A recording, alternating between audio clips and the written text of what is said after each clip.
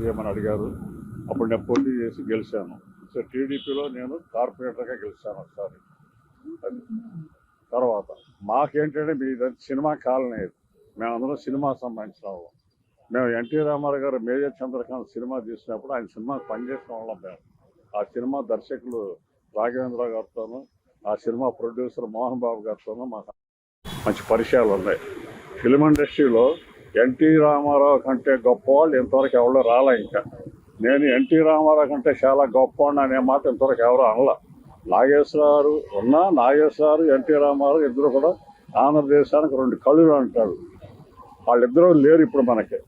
ఇవాళ ఇండస్ట్రీ ఏ పరిస్థితిలో ఉందో మీకు తెలుస్తుంది కదా. ఏ చిన్నది జరిగినా కానీ పూర్వం దాసనారాయణరావు గారు అనే ఒక పెద్ద పర్సనాలిటీ ఇండస్ట్రీలో ఉండేది. దాసనారాయణరావు అనే ఆయన ఎన్టీ రామారావు గారితో సినిమాలు తీశాడు, అక్కడే నాగేశ్వర గారితో సినిమాలు తీశాడు, అందరితోనూ తీశాడు. ఏ చిన్న ప్రాబ్లం వచ్చిన ఇండస్ట్రీకి ఆయన దగ్గరుండి నేను ఉన్నానని ముందుకు వచ్చి ఆయన సాల్వ్ చేసేవాడు. ఇవాళ అంత పెద్దరకం లేకుండా పోయింది ఫిల్మ్ ఇండస్ట్రీ. ఎవరికి వాళ్ళే ఏమన్నా తీరే అని చెప్పి ఊరిని గాలిపటాలాగా ఎగిరిపోతారు ఎవరికాదు. సో ఎన్టీ రామారావు గారు ఆనాడు ఉన్న ఆ సినిమా ఇండస్ట్రీ, ఆనాడు ఉన్న ఆ సినిమా వాతావరణం మళ్ళీ మనం చూడలేము, మళ్ళీ మనకు రాదు. అది గోల్డెన్ ఇయర్. ఆ గోల్డెన్ టైంలో జరిగిన ఆ సినిమాలు ఇవాళకి నేను కూడా ఈ రోజుకి రోజు పాత పాటలు ఇంటేనే నిద్రపడుతున్నాను. పాత పాటలు వినకుండా మేము అసలు పడుకోం. ఏది నాగేశ్వరరావు గారు కానీ, ఆ రామారావు గారు కానీ, ఆ పాటలు అంటే మాకు చాలా ఇంట్రెస్ట్ అనమాట. ఇప్పుడున్న పాటలు ఎవరికన్నా ఒక హీరోయిన్ పేరు చెప్తాం, ఒక సావిత్రి లాంటి హీరోయిన్ ఉందా, ఒక అంజలిదేవి లాంటి హీరోయిన్ ఉందా, మనం ఎవరైనా రికగ్నైజ్ చేయగలమా? ఈ అమ్మాయి సావిత్రి, ఈ అమ్మాయి అంజలి, ఈ అమ్మాయి వాణిశ్రీ, ఆ అమ్మాయి జమున అని చూడగానే చెప్పేవాళ్ళు అందరికి. అక్కడ మనకి ఎవరు ఒకసారి చూస్తే మనకి తెలియదు. అందరినీ బాంబే నుంచి తీసుకొస్తున్నారు ఇప్పుడు. కాబట్టి NT Rama Rao is the greatest personality Telugu film industry and at the same time Telugu states, that is Andhra, Telangana. ఆయన ఉన్నప్పుడు అన్నీ కలిసే ఉండేది. ఇప్పుడంటే విడిపోయింది కాబట్టి ఎవరి కాలం సపరేట్గా చేసుకుంటున్నా. కానీ ఇప్పటికైనా సరే ఎన్టీ రామారావు పేరు చెప్తే అందరూ కూడా ముందుకు వచ్చేవాళ్ళే కానీ వెనక్కి వెళ్ళేవాళ్ళు ఎవరు లేరు. Thank you very much. ఎందుకంటే నా పేరు కాళా సూర్యనారాయణ, నేను మాజీ కార్పొరేటర్ టీడీపీ.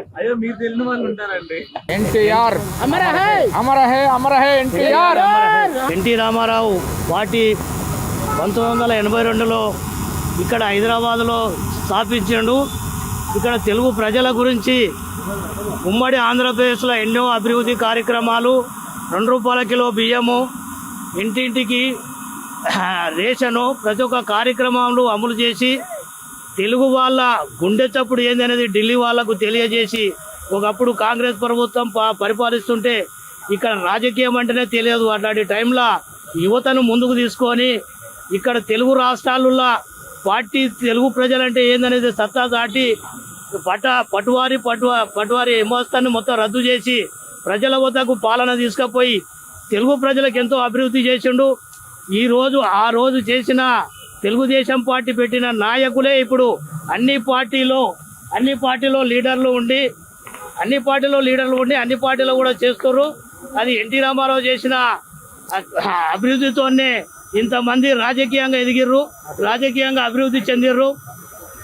ఆ తెలుగు ప్రజల కోసం ఎంతో అభివృద్ధి చేసి మనకు తమిళనాడు ఉమ్మడి ఉన్నప్పుడు మన తెలంగాణ, ఆంధ్రప్రదేశ్ సపరేట్ చేసి తెలుగు ప్రజల కోసం ఇక్కడ సినిమా ఇండస్ట్రీ కానీ ప్రతి ఒక్క కార్యక్రమాలు కూడా ఎంతో అభివృద్ధి చేసి తెలుగు ప్రజలు ఏందనేది సత్తా సాటిండు. ఇప్పుడు అందుకే తెలుగుదేశం పార్టీ ప్రజల గుండెలో ఉండాలని చెప్పి ఇప్పటికైనా తెలుగుదేశం పార్టీ ఇక్కడ తెలంగాణలో కానీ ఆంధ్రప్రదేశ్లో కానీ తెలుగు ప్రజలు ఆదరిస్తారు. ఆ ఎన్టీ రామారావు గారు చేసిన అభివృద్ధితోన ఎక్కడ కూడా మా నాయకుడు ఎన్టీ రామారావు చనిపోయి ఇప్పుడు ఈ రోజుకు 29 సంవత్సరాలు అవుతుంది చనిపోయి. ఇప్పటికైనా కూడా ఎక్కడైనా కానీ ఏ పార్టీలో ఉన్నా మన అభిమాన నటుడు ఎన్టీ రామారావు కానీ అక్కడ సినిమా ఇండస్ట్రీ కానీ ఇక్కడ రాజకీయంగా కానీ ఎంతో అభివృద్ధి చెంది ఎంతో ప్రజల కోసం ఎంతో సేవ చేసిన నాయకుడు. అలాంటి నాయకుడు ఇంకా ఇట్లా రాజకీయాల్లో కానీ ఎక్కడ కూడా ఇట్లాంటి నాయకుడు పుట్టాడని చెప్పి మేము తెలియజేస్తున్నాం. మేము కూడా ఇప్పుడు ఎన్టీ రామారావు పెట్టిన పార్టీ నుంచి ఇప్పటి వరకు తెలుగుదేశం పార్టీలో ఉన్నాం. ఏ పార్టీలో కూడా మనం ఎంత పర్ఫెక్ట్గా ఉంటామనేది కూడా ఆయన చేసిన అభివృద్ధితోనే ఎందుకంటే తెలుగుదేశం పార్టీ ఇక్కడ లేదంటారు. పుట్టిందే తెలుగుదేశం పార్టీ. హైదరాబాదు నడిపోటుల ఎన్టీ రామారావు 82లో స్థాపించిండు. ఇప్పుడే కాదు ఎప్పటికి కూడా తెలంగాణలో తెలుగుదేశం పార్టీ జెండా రెపరెపలాడుతుంది. అది ఎన్టీ రామారావు శ్వాసతోనే ఇక్కడ తెలుగుదేశం పార్టీని ముందుకు తీసుకొచ్చి నడిపిస్తామని చెప్పి తెలియజేస్తున్నాను. జై తెలుగుదేశం.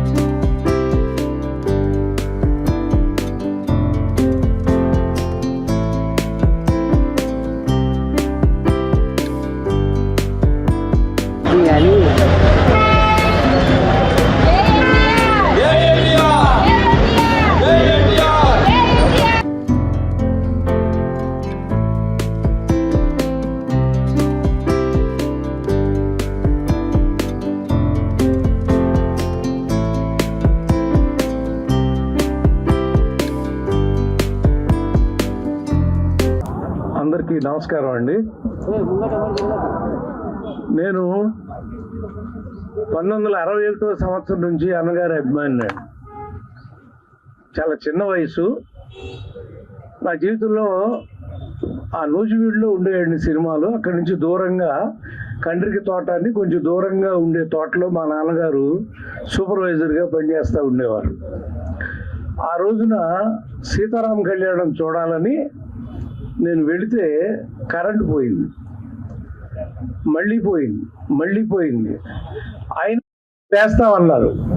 ఒక్క అభిమాని కూడా అక్కడి నుంచి కదలేదండి. అందరం అట్లాగే కూర్చున్నాం. తెల్లవారుజామున 3 గంటలకి ఆ షో వేశారండి. ఆ టైంలో అన్నగారి సినిమా సీతారామ కళ్యాణం చూడటం జరిగింది. ఆనాటి నుంచి నేను ఆయనకి పరమ భక్తుడినండి, అభిమాని నేను. ఎందుకంటే ఎన్టీ రామారావు గారు దైవం అండి. చాలా మందికి తెలియదు అది. ఆయన వెంకటేశ్వర స్వామి ఎలా కలియుగ దైవమో అన్న ఎన్టీ రామారావు గారు మా అందరికీ దైవం అండి. ఆయన్ని నమ్ముకున్న వాళ్ళందరూ ఎంత బాగున్నారో నాకు తెలుసండి. ఎన్టీ రామ నిద్ర లేవగానే తలుపు తీస్తే అన్నగారి ఫోటో ఉంటుంది, పైన మెట్లెత్తుంటే అన్నగారి ఫోటో ఉంటుంది. ప్రతి చోట ఆయనకి నమస్కరించుకుని ఆయన చెప్పింది అందరూ బాగుండాలని ఒకే ఒక్క మాట అండి ఆయన నేర్పింది. అందరూ బాగుండాలి, అందరిలో మనం ఉండాలి, అంటే మనమే బాగుండాలని ఎప్పుడు కోరుకోకూడదు అనేవారు మహానుభావుడు. అలా ఒక అభిమానిగా తెల్లారుజామున సినిమా చూసిన నేను ఆయన సినిమాకి మాటలు కథ రాసే భాగ్యం కలుగుతుందని ఈ జన్మలో కూడా నేను ఊహించలేదండి. చండశాస్త్రుడు మొట్టమొదట వారు పిలిపించి 1981లో ఆయన అమ్మ తారకమ్మ వడ్డిస్తుంటే ఆ అన్నం తింటూ నాకు దుఃఖం వస్తుందండి. ఆ దృశ్యం గుర్తుకు వస్తుంటే పక్కన కూర్చుని ఏ మొహట పడకండి తినండి అని ఆయన అక్కడ కూర్చుని అవన్నీ కూడా నేను మర్చిపోలేండి. తర్వాత అనురాగ దేవత ఆయన రిలీజ్ అయిన సినిమా వేరే కానీ ఆఖరి నటించిన మేజర్ చంద్రకాంత్ కూడా మేమే రాసామండి. సూపర్ హిట్ సినిమా మీకు తెలుసు. అలా ఆయనతో ఒక అనుబంధం. రామారావు గారు అభిమానిని అని చెప్పుకోవటానికి ప్రతి అభిమాని ఈ ప్రపంచంలో ఉన్నవాళ్ళు గర్వపడతామండి. ఎందుకంటే సమాజం కోసం జీవితాన్ని త్యాగం చేసిన మహానుభావుడు నందమూరి తారక రామారావు గారు. ఇక్కడ ఫిలిం నగర్లో మా మోహన్ కృష్ణ వారి యొక్క సహకారంతో అద్భుతంగా అన్న దైవము అని తెలవటం కోసం శ్రీకృష్ణుడి విగ్రహం పెట్టారు చూడండి. ఇక్కడ ఆయన దైవమే అని తెలవటం కోసం ప్రతిరోజు ఇటు వెళ్ళే వాళ్ళు ఆయనకి దండం పెట్టకుండా ఎవరు వెళ్ళరండి. అలా ఆయన్ని దైవ స్వరూపుడుగానే మేము చూస్తూ ఉంటాము అని మీ అందరికీ తెలియజేస్తూ, అన్న మళ్ళీ పుట్టన్న, ఈ తెలుగు గడ్డ మీద నువ్వు రావాలి, మళ్ళీ తెలుగు జాతి ఇంత ఎత్తున ఉవెత్తున లెగవాలి అని కోరుకుంటూ సెలవు తీసుకుంటా. తెలుగు జాతి గౌరవాన్ని ఒక్క తెలుగుదేశంలోనే కాదు, తెలుగు రాష్ట్రాల్లోనే కాదు, భారతదేశంలోనే కాదు, యావత్ ప్రపంచం ఇవాళ తెలుగు జాతి గౌరవాన్ని దశ దిశలా వ్యాపింపజేసింది నందమూరి తారక రామారావు గారు.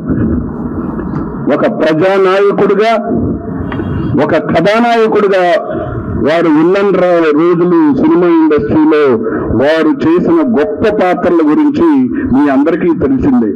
అలాగే ఒక ప్రజానాయకుడిగా నాకు తెలిసి అంత గొప్ప ముఖ్యమంత్రి, ఎన్నో గొప్ప పథకాలు ఎందరికో మంచి చేసి అంత నిస్వార్థంగా ఉన్న ఒక మహానాయకుడు నందమూరి తారక రామారావు గారు. మరి అటువంటి ఈ మహానాయకుడికి భారతరత్న ఇవ్వకపోతే ఇంకా ఎవరికి భారతరత్న ఇస్తారు?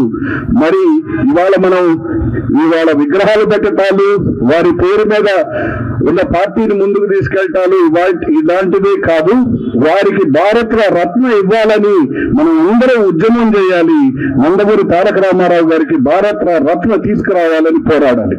ప్రపంచ వ్యాప్తంగా ఉన్న తెలుగు ప్రజలకు, అభిమానులకు, మనందరి మనందరికీ ఆరాధ్య దైవమైన విశ్వవిఖ్యాత శ్రీ నట సార్వభౌమ శ్రీ నందమూరి తారక రామారావు గారి 29వ వర్ధంతి సందర్భంగా మనందరం ఇక్కడ ఆయనకి నివాళి అర్పిస్తానికి ఇవాళ మనం ఏకమయ్యాము. భౌతికంగా ఆయన మన మధ్యన లేకపోయినా మన అందరి గుండెల్లో ఉన్నారు, మన ఆలోచనలో ఉన్నారు. మనం ఏ పని చేసినా ఆయన్ని దృష్టిలో పెట్టుకుని ముందుకు నడవాల్సిన అవసరం ఎంతో ఉంది. ఈ పంచభూతాలు ఉన్నంత కాలం, ఈ సూర్య చంద్రులు ఉన్నంత కాలం ఆయనకి మరణం లేదు. ఆయన ఎన్నో సినిమాల్లో బ్రహ్మాండమైన పాత్రలు పోషించి మనని మెప్పించారు. సినిమాకి ఆయన ఒక ధృవతార. ఒక రాముడు, కృష్ణుడు అంటే ఆయన్ని తప్ప మరొకరిని ఊహించుకోలేము. రాముడు, రావణాసుడు, కృష్ణుడు, దుర్యోధనుడు, కీచకుడు, భీముడు, ఇట్లా నాయకుడు, ప్రతినాయకుడు, దేవుడు, రాక్షసు పాత్రలు పోషించి మెప్పించగలిగింది అది ఒట్టి ఎన్టీఆర్ గారే. అట్లానే తెలుగు ప్రజల ఆత్మ గౌరవం కోసం టీడీపీ పార్టీని పెట్టి 9 నెలల స్పాన్లోనే గవర్నమెంట్ని ఫామ్ చేశారు. ఆయన ఒక పొలిటీషియన్ కన్నా, ఒక సీఎం కన్నా, ఒక సోషల్ రిఫార్మర్గా అని నేను చెప్తున్నాను. ఎందుకంటే ఆయన ఎన్నో పథకాలు తీసుకొచ్చి ఎంతో మందికి అభివృద్ధి చెందేలాగా చేశారు. కూడు, గుడ్డ, నీడ అన్ని అందేలాగా చేశారు. 2 రూపాయలకి కిలో బియ్యం, తర్వాత మహిళా యూనివర్సిటీ అండ్ అట్లానే సమానంగా ఆస్తి హక్కు సమానంగా వచ్చేటట్టు ఏర్పాటు చేశారు ఆ మహానుభావుడు. ఇవాళ ఇక్కడ మన సన్నిహితులు, మన శ్రేయోభిలాషులు అందరూ ఇక్కడ మనతో ఉండటం నా అదృష్టంగా భావిస్తున్నాను. మా తాతగారికి పాదాభివందనాలు చేసుకుంటూ ఆయన అడుగుల జాడల్లోనే మనందరం అడుగుదామని తెలియచేసుకుంటున్నాను. జై ఎన్టీఆర్. ఈ రోజున మా నాన్నగారి 29వ వర్ధంతి జరుపుకుంటున్నాం. భౌతికంగా ఆయన మన మధ్యన లేకపోయినా ఆయన ఆత్మ మన చుట్టూ పరిభ్రమిస్తూనే ఉంటుంది. సూర్యచంద్రులు ఉన్నంత కాలం ఆయన పేరు అలాగే నిలిచిపోయి ఉంటుంది. ఆయన సినిమా రంగంలో ఎన్నో విభిన్నమైన పాత్రలు పోషించారు, మెప్పించారు కూడా. వయసుకు మించిన పాత్రలు, ప్రతి నాయకుడి పాత్ర వేసి ఆయన జనాన్ని మెప్పించారు. అలాగే చిత్ర రంగంలో కానీ, రాజకీయ రంగంలో కానీ ఆయన పెను సంచలనాలు సృష్టించారు. ఎన్నో పథకాలు తీసుకొచ్చారు రాజకీయ రంగంలో. ఇలా ఇందాక మా అమ్మాయి చెప్పినట్టు ఆడవారికి ఆస్తిలో సమాన హక్కు, 2 కిలోల బియ్యం 2 రూపాయలకి, కిలో బియ్యం 2 రూపాయలకి. అలాగే పటేల్ పట్వారీ విధానం రద్దు చేశారు ఆయన. అండ్ ఆ పథకం ద్వారా తెలంగాణలో అందరికీ ఎంతో మేలు జరిగింది. బలహీన బడుగు వర్గాలకి ఎంతో మేలు జరిగింది. అలాగే కరెంటు 50 రూపాయలకే కరెంట్ ఇస్తూ ఎంతైనా వాడుకోమని రైతు వాళ్ళు ఎంతో బాగుపడ్డారు ఈ పథకం ద్వారా. సూర్యచంద్రులు ఉన్నంత కాలం ఆయన పేరు అలాగే నిలిచిపోయి ఉంటుంది. ఆయన తెలుగువాడి సత్తా ఏంటో ఇక రాష్ట్రంలోనే కాకుండా, మన దేశంలోనే కాకుండా అంతర్జాతీయంగా తెలుగువాడి సత్తా ఏంటో ఆయన చూపించారు. ఆయన ఇదివరకు తెలుగు అంటే ఎవరికి తెలిసేది కాదు. సౌత్ అంటే మద్రాసీలు, ఇడ్లీ సాంబారు అది. సో ఇప్పుడు తెలుగువాడు అంటే ఏంటి, ఎవరు? ఇప్పుడు మనం వెళ్ళి ఎన్టీఆర్ ఎవరు అంటే తెలుగువాడు అనే స్థాయికి తీసుకొచ్చాడు ఆయన. అది మనం చేసుకున్న అదృష్టం. ఆయన లేకపోతే మనకి ఇంత ఇది వచ్చేది కాదు అసలు. సో ఇంకోసారి ఈ వర్ధంతి సందర్భంగా ఆయన్ని తలుచుకుంటూ ఆయనకి పాదాభివందనం చేస్తూ ఇక్కడికి విచ్చేసినటువంటి జూబ్లీహిల్స్ శాసనసభ్యులు మాగంటి గోపీనాథ్ గారికి, పెద్దలు పర్చూరి గోపాలకృష్ణ గారికి, మరియు మాదాల రవి గారికి, అట్లాగే కార్పొరేటర్ వెంకటేష్ గారికి, మరి మన తెలుగు నిర్మాత మండలి కార్యదర్శి ప్రసన్న కుమార్ గారికి, డివిఎస్ రాజు గారి అబ్బాయి గారు, అంటే డివిఎస్ రాజు గారు మా నాన్నగారికి మంచి సన్నిహితులండి. అలాగే మేము అదే కొనసాగిస్తాం. సో వారికి మరి ఉప్పల్పాటి నారాయణరావు గారికి, డైరెక్టర్ ఉప్పల్పాటి నారాయణరావు గారికి, భాస్కర్ నాయుడు గారికి, ఇంకా కోటి బాబు గారికి, ఇంకెవరిని మర్చిపోలేదు. సరే, కైకాల నాగేశ్వరరావు గారు ఎక్కడున్నారు ఆయన? ఏదైనా సరే, ఓకే. వారికి మరియు మీడియా వాళ్ళకి, రాజ్ కుమార్ గారికి, వీళ్ళందరికీ పేరు పేరున అందరికీ ధన్యవాదాలు తెలియజేసుకుంటూ సెలవు తీసుకుంటున్నాను. అలాగే ఇందాక మాదాల రవి గారు చెప్పినట్టు కేంద్రానికి నా విన్నపం, ఆయన చేసిన కృషికి, ఆయన ఎన్నో పథకాలకి ఆద్యుడు. ఆయన చెప్పినట్టు ఆయన పథకాలు మిగతా రాష్ట్రాలు కూడా ఆచరిస్తున్నాయి. ఆయన ఒట్టి మన తెలుగు గడ్డకే కాదు, యావత్ మన భరత జాతికి ఆయన ముద్దు బిడ్డ. సో ఆయన సేవల్ని గుర్తించి కేంద్ర ప్రభుత్వం ఆయన్ని భారత రత్నతో సత్కరించాలని నా విన్నపం ఈ సభాముఖంగా తెలియజేసుకుంటున్నా. జై ఎన్టీఆర్. ఇప్పటికి పార్టీలకు అతీతంగా అన్నగారి అభిమానంతో స్వయంగా అన్నగారి దగ్గరుండి ఈ కార్యక్రమం అందరిని అరణ్యం చేసి, అందరిని పెద్దలు పిలిచి, సొసైటీ వాళ్ళని కానీ, సినిమా అందరినీ పిలిపించి ఇక్కడ సక్సెస్ఫుల్ చేసిన అందరికీ మనస్ఫూర్తిగా ప్రేమకొస్తున్నాను. అదేవిధంగా సొసైటీ ఒక సమస్య మాకు ఎక్కిపోవాలి కాబట్టి మళ్ళీ జయంతి వర్ధంతి లోపట్ల పెద్దల సహకారం అందరితో, ఫిల్మ్ సొసైటీ అందరి సహకారంతో, ఇక్కడున్న రాజకీయ పార్టీలు అందరితోని కుల సంఘాలతో కలిపేసి ఫిలిం నగర్ హైకాన్ లాగా ఇక్కడున్న ప్రతి ఒక్కరికి గౌరవించే విధంగా ఒక పార్క్ నిర్మాణం చేయడం అని ఈ సందర్భంగా పెద్దలు గోపీనాథ్ గారిని ఈ సహకరించాలని, అదేవిధంగా అనారోగ్య మౌనాలని చెప్పి, అన్న థ్యాంక్ యూ అన్న, మీరు ఇంత పెద్దతో దగ్గరుండి ఈ కార్యక్రమం అందరికీ చేసినందుకు థ్యాంక్ యూ అన్న మాట్లాడాల్సి కోరుతున్నాను. ఈరోజు స్వర్గీయ నందమూరి తారక రామారావు గారి 29వ వర్ధంతి సందర్భంగా ఇక్కడ లోకల్ కార్పొరేటర్ గారు వెంకటేశ్వర గారి ఆధ్వర్యంలో మరి ఇక్కడ గౌరవనీయులు పెద్దలు పరుచూరు గోపాలకృష్ణ గారు, మరి మోహన్ కృష్ణ గారు, రూపా గారు, మరి ప్రసన్న గారు, కోడిబాబు గారు, రాజ్ కుమార్ పటేల్ గారు, జూబ్లీ భాస్కర్ నాయుడు గారు, ఉప్పల్పాటి నారాయణరావు గారు, మరి డివిఎస్ రాజు గారి తనయుడు,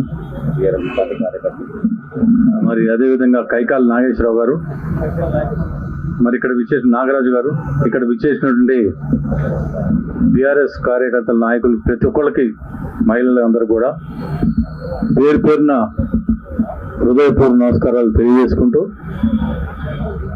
మరి ఎన్టీ రామారావు గారు అంటేనే దేశం కాదు ప్రపంచంలో తెలుగు జాతి వాళ్ళందరూ కూడా గర్వించదగ్గ వ్యక్తి మరి నందమూరి తారక రామారావు గారు. మరి నందమూరి తారక రామారావు గారు అనుభవాలని చెప్పారు ఇప్పుడు వెంకటేశ్వరరావు గారు వీళ్ళందరూ కూడా. కానీ ఆ రోజుల్లో మేమంతా బచ్చాగాళ్ళం, చిన్నపిల్లలం. మేము మట్టుకి 1982 నుంచి ఎప్పుడైతే నందమూరి తారక రామారావు గారు పార్టీ స్థాపించారో ఆ రోజు నుంచి ఎన్టీ రామారావు గారు ఏమంటే రాత్రి మొగళ్ళు ఆయన ఏమంటే ఉండి అక్కడి నుంచి మా జర్నీ స్టార్ట్ అయింది. మా తక్కువ ఏజ్లో 1984లోనే నేను హైదరాబాద్ జిల్లా తెలుగు యువత అధ్యక్షుడుగా మరి ఎన్టీ రామారావు గారు నియమించడం జరిగింది. దాదాపు 10 ఏళ్ళు నేను హైదరాబాద్ సిటీ తెలుగు యువత అధ్యక్షుడుగా పనిచేయడం జరిగింది. మరి 35 ఏళ్ల క్రితం ఏదైతే పథకాలు ఎన్టీ రామారావు గారు అనౌన్స్ చేశారో, 2 రూపాయల కిలో బియ్యం కానీ, కూడు గుడ్డ, ఇవన్నీ కూడా ప్రతి ఈ సంక్షేమ పథకాలు ఏదైతే అనౌన్స్ చేశారో అయ్యే ఇప్పుడు 35 ఏళ్ళ తర్వాత వేరే పేర్లతో వాళ్ళ దేశం మొత్తం అమలు చేయడం జరుగుతుంది. మరి అంత గొప్ప మహానుభావుడు మరి స్వర్గీయ నందమూరి తారక రామారావు గారు. అట్లాంటిది తెలుగు అనేది పదం ఇదివరకు హైదరాబాద్లో పుట్టి పెరిగిన వాళ్ళం మేము. తెలుగు మాట్లాడితేనే మేము గొప్ప అనుకునేవాళ్ళం.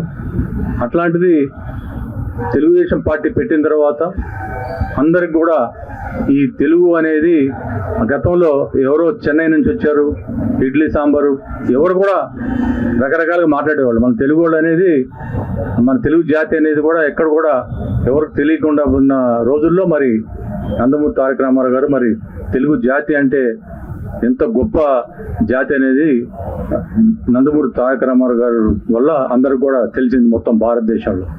మరి ఆయన నేషనల్ ఫ్రంట్ పార్టీ పెట్టినప్పుడు కూడా దేశం మొత్తం ఒక కాషాయ వస్త్రాలతో ఇవాళ వరకు దేశంలో ఎవరు కూడా తిరగలేదు. అది నందమూరి తారక రామారావు గారే కాషాయ వస్త్రాలతో మొత్తం దేశం మొత్తం తిరిగి అంత ఘనత. అంటే చాలా మంది భయపడతారు, ఎందుకంటే ఒక కాషాయ వస్త్రం వేసుకుని ఒక పొలిటికల్ పార్టీ పెట్టాలంటే భయపడతారు. కానీ అన్నగారు ఇప్పుడు కూడా కాషాయ వస్త్రాలు వేసుకుని మరి పార్టీ రావటం, 9 నెలల్లో అధికారం కూడా రావటం, మరి దేశం మొత్తం కూడా తిరగటం జరిగింది. ఏ పని మొదలు పెట్టాలన్నా కానీ అది ఒక ఎన్టీ రామారావు గారికే సాధ్యం. ఎందుకంటే హైదరాబాద్ సిటీలో అప్పుడు హైదరాబాద్ సిటీ డెవలప్మెంట్ లేదు, ఇదంతా అడవి ప్రాంతం. అప్పుడు ఎన్టీ రామారావు గారు ముఖ్యమంత్రి ఉన్నప్పుడు మరి ట్యాంక్ బండ్ ఆ రోజు ఫస్ట్ హైదరాబాద్ని అభివృద్ధిలో శ్రీకారం చుట్టాలనే ఉద్దేశంతో ఎన్టీ రామారావు గారు ఫస్ట్ టైం హైదరాబాద్ సిటీలో ట్యాంక్ బండ్ మీద విగ్రహాలు పెట్టాలని నిర్ణయించుకుని ఆ విగ్రహాలు పని స్టార్ట్ చేసినప్పుడు ఎంతో మంది అపోజిషన్ పార్టీలు నానా గొడవ చేశారు, ధర్నాలు చేశారు, అనేక విధాలుగా చేయడం జరిగింది. ఎట్లా అంటే ఎప్పుడైతే విగ్రహాలు పెడతాం మొదలు పెట్టారో చిన్న రోడ్డు ఉండేది ట్యాంక్ బండ్, దాన్ని విగ్రహాల గురించి పని స్టార్ట్ చేయగానే ఇవాళ కాళేశ్వరం ప్రాజెక్ట్ని ఎంత బదనాం చేస్తారో, పడిపోయింది కూలిపోయిందని. ఆ రోజు కూడా ట్యాంక్ బండ్ కూడా పడిపోయింది, కూలిపోయింది, రేపే కొట్టుకెళ్ళిపోతుంది ట్యాంక్ బండ్ అని చెప్పేసి బదనాం చేసి ఎన్టీ రామారావు గారు 9 నెలల్లో ఎర్లీ మార్నింగ్ 5 o'clockకి ట్యాంక్ బండ్ మీద కూర్చుని ఒక సీఎంగా 9 నెలల్లో కంప్లీట్ చేశారు. అది సామాన్యం ఎవరి వల్ల కాదు. అది ఎంతో మంది ప్రజలు ఇంకేముంది ట్యాంక్ బండ్ కొట్టుకుపోతుందంట భయపడితే నేనున్నాను మీకు అండగా అని చెప్పేసి ఎన్టీ రామారావు గారు ట్యాంక్ బండ్ మీద కూర్చుని 9 నెలల్లో కంప్లీట్ చేయడం జరిగింది. మరి అదంతా కూడా పెద్ద ఒక పర్యాటక ప్రాంతంగా చేయాలనే ఉద్దేశంతో ట్యాంక్ బండ్ అవతల సైడ్ కూడా బుద్ధ భవన్ సైడ్ కూడా చాలా పెద్ద స్లమ్ ఉండేది. ఆ స్లమ్ను కూడా ఖాళీ చేపిద్దామని చెప్పేసి ప్లాన్ చేస్తే అప్పుడు నక్లెస్ రోడ్ ఉండేది కాదు అని ఆ పర్యాటక ప్రాంతంలాగా చేయాలనే ఉద్దేశంతో చేస్తే చాలా మంది పేదవాళ్ళు గుడిసెలన్నీ ఖాళీ చేయనని చెప్పారు. ఖాళీ చేయకపోతే ఎన్టీ రామారావు గారు మేమందరం కూడా, నేను అప్పుడు కూడా డైరెక్టర్గా నన్ను చేశారు ఎన్టీఆర్ గారు ఆ రోజుల్లో, మేమందరం కూడా వెళ్ళి ఆ స్లమ్ని, శ్రీపతి రాజేశ్వరరావు గారు ఎమ్మెల్యే అప్పుడు, మేము వెళ్ళి బతిమాలతో కూడా ఆ స్లమ్ వాళ్ళు ఒప్పుకోలేదు, మేము ఖాళీ చేయమండి మాకు కావాలంటే. అప్పుడు ఎన్టీ రామారావు గారు పేదవాళ్ళ జోలికి వెళ్ళకూడదు, మనం అవసరం లేదు మనకని చెప్పేసి ఆ స్లమ్ను ఖాళీ చేయకుండా వదిలేయటం జరిగింది. మరి అంత మహానుభావుడు. మరి ఆ విధంగా ట్యాంక్ బండ్ని తర్వాత నక్లెస్ రోడ్ అని తీసుకొచ్చి ఆ విధంగా అభివృద్ధి చేయడం జరిగింది. ఏ కార్యక్రమం చేసినా కానీ పేదవాళ్ళ జోలికి వెళ్ళేవాళ్ళు కాదు. ఇప్పుడు కూడా పేదవాళ్ళకి ఇల్లు కట్టిస్తాం కానీ పట్టాలు ఇస్తాం కానీ అది ఒక ఎన్టీ రామారావు గారు ఆ 5 ఏళ్లలోనే జరిగింది. మొత్తం హైదరాబాద్ సిటీలో డెవలప్మెంట్ అనేది అప్పుడు స్టార్ట్ అయింది. అంతకుముందు బుద్ధుడి విగ్రహం పెట్టడం జరిగింది. ఈ బుద్ధుడి విగ్రహం కూడా ఎక్కడో నల్గొండలో రాయగిరి నుంచి ఒక కొండని పగలగొట్టి సింగిల్ స్టోన్ తీసుకొచ్చి మరి ఆ రోజు బుద్ధుడిని పెట్టడం జరిగింది. ఇవన్నీ ఎప్పుడు గతం 30 ఏళ్ల క్రితం జరిగిన విషయాలు ఇవన్నీ కూడా. ఇవాళ డెవలప్మెంట్ అంటే లక్షల కోట్లు ఖర్చు పెట్టినా కానీ ఈ విధంగా అభివృద్ధి చేయలేకపోయారు. మరి ఎన్టీ రామారావు గారు ముందు చూపుతో మరి ఆ రోజుల్లోనే హైదరాబాద్ సిటీని అభివృద్ధి చేయటం, శ్రీకారం చుట్టడం జరిగింది.